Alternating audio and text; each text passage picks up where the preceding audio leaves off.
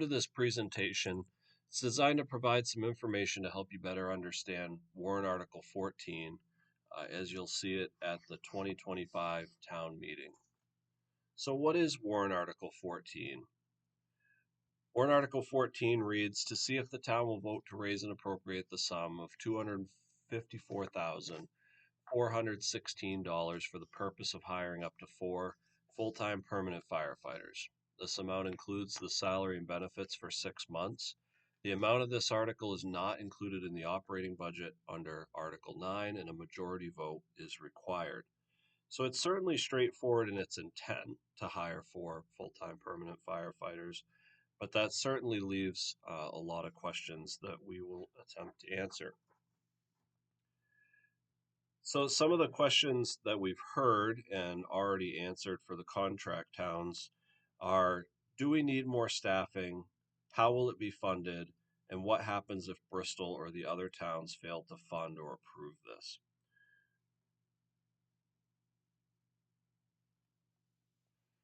So to start with, why is the additional staffing needed? This is from the 2021 EMS strategic plan, and specifically it talks about weaknesses of the EMS program, the way we're currently doing it in Bristol. Strong program, benefit for both the contract towns and the community of Bristol. However, we're at the maximum of capacity that we can handle with our current staffing. So beyond the total number of calls, there's other factors that play a significant role in this. It's the number of additional calls, second EMS calls, third EMS calls when the duty crew's out on another emergency.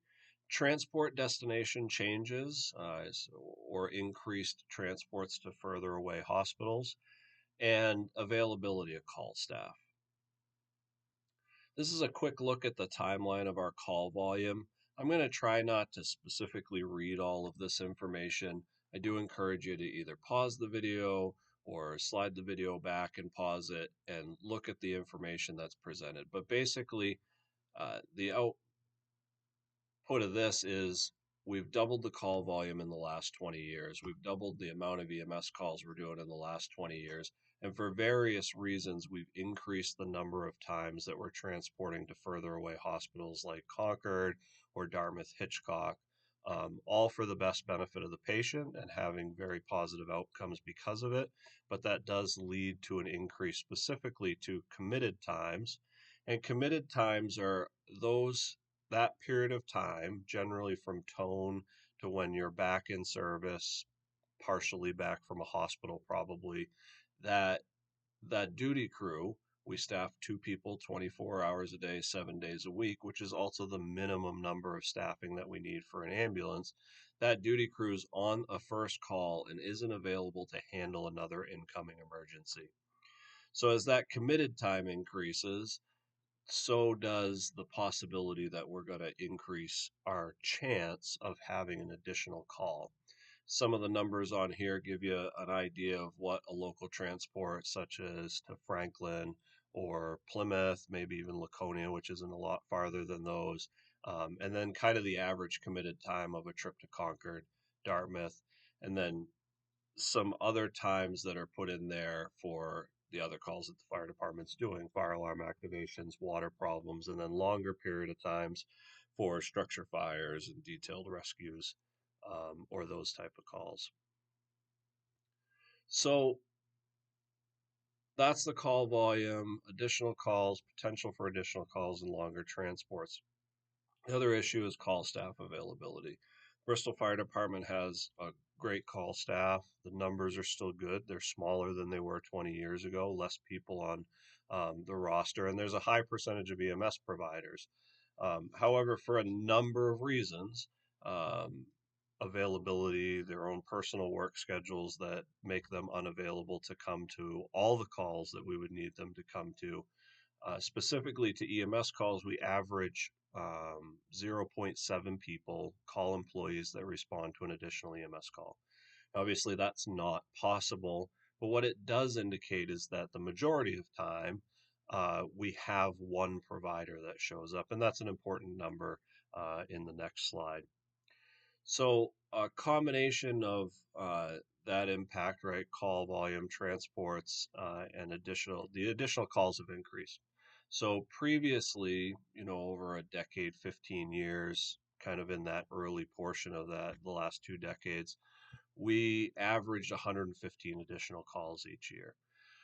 That number is now 200. This is from the 2021 plan and trending to be over 250 in 2021, which it was, and was over 300 this past year in 2024. That's a significant amount of second calls and a big ask of our call staff that is generally less able to respond to calls than they were 2 decades ago. So, what does the increase in staffing mean? Important to understand that before we kind of talk about the funding a little bit. The move to 3 firefighter EMS providers on each shift means that, along with our per diem shifts on the weekends and the administrative staff that's working on the weekdays, we can respond to a minimum of 2 incidents every day of the week between the hours of 7:30 a.m. and 5:30 p.m. This is our busiest time. We know it's our busiest time during the weekdays when call members are really less available. But even on the weekends, it's our busiest period of time. Um, and this allows for us to get out to 2 incidents simultaneously. Overnight, the third firefighter EMS provider only needs one off-duty or call employee to respond to staff a second EMS call. They're already there. They'll have the truck ready on the apron. They need one responder. Like we talked about in the previous slide, that's about the average that we get for additional EMS calls, zero point 0.7, but the majority of time, there's one person that comes in. There'll be a small delay, and then that ambulance will go handle that emergency. So, funding a staffing increase, and this is certainly the biggest question and one of the biggest things to talk about. Bristol is committed, the town, the fire department, the select board is committed to continuing its contractual EMS relationship with the towns of Alexandria, Danbury, and Hill. One of the biggest reasons is that doing that subsidizes the cost to the Bristol taxpayer. Under the current contract relationship, Bristol generates over $400,000 in revenue from the contract towns. That's the subsidy that their taxpayers pay to us in Bristol, in addition to the billing revenue received from transports and calls in those towns. That offsets the expenses of the department. That's 25 to 30%. It's a little bit more than 25% of our overall operating budget, that we would still have to provide what is a minimum service. Remember, 2 people 24/7, 2 people minimum on an ambulance. It's a minimum staff service that costs about $1.5 million to operate a year. Better than 25% of that we're not taxing because we're getting it from these other towns, and then a little bit more we're not taxing because of the revenue that comes in from billing for Bristol calls. The largest part of the need to increase staff, though, is a function of continuing to provide the service, being contract EMS. We did over 1,500 calls this year, pushing 1,550 calls this year.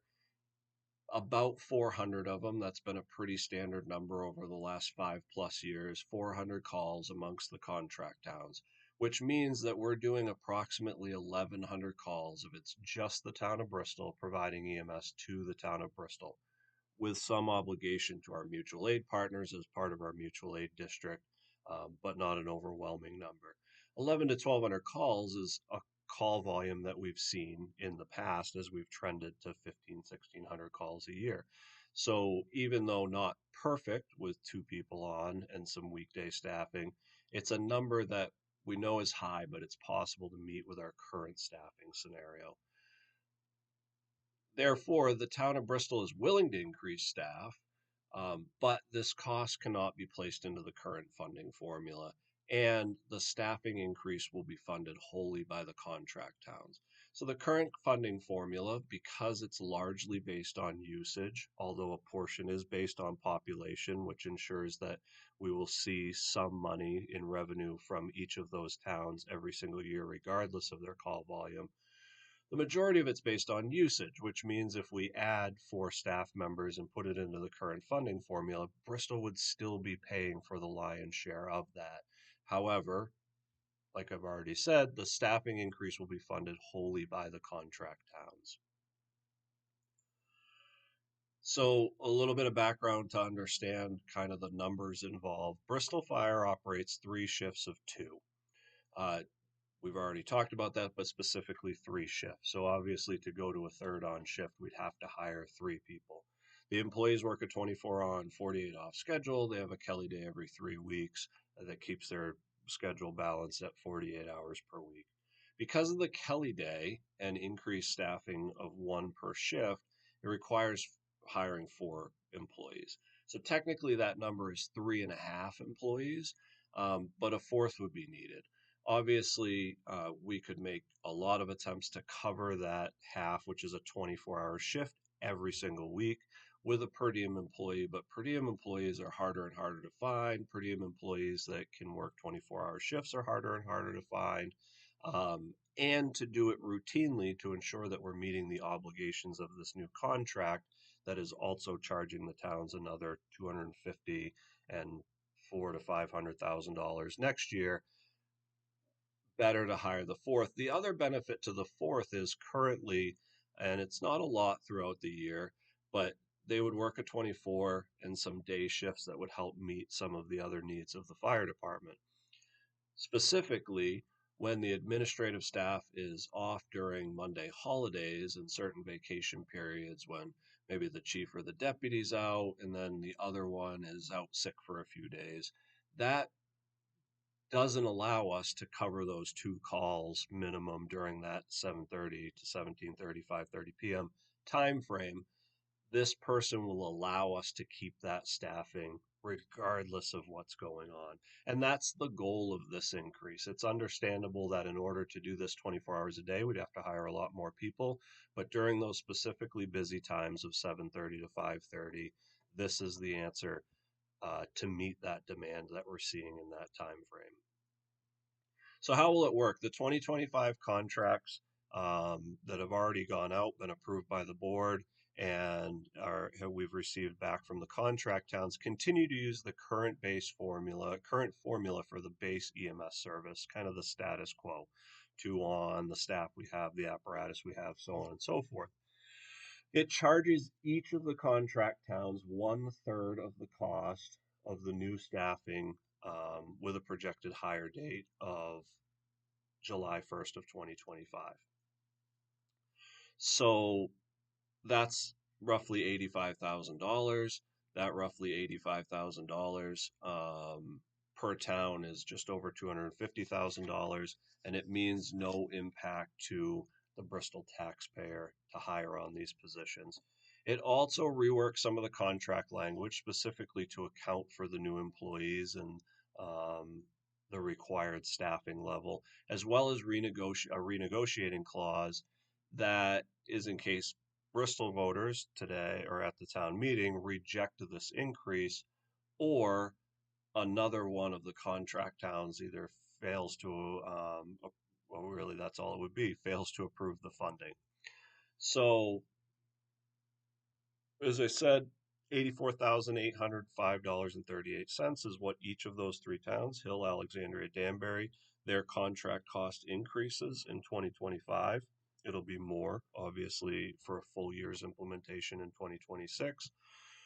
When added to the base EMS service formula, so all those numbers combined, that's what the output is on your screen in revenue.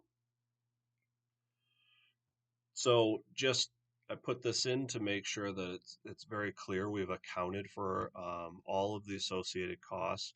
Obviously, this is for 1/2 of the year, the payroll for 4 new employees for 6 months, the overtime. Now, hiring people in July, they're not likely to take a lot of vacation or use a lot of sick time, which is most of what our overtime expenses are at the fire department.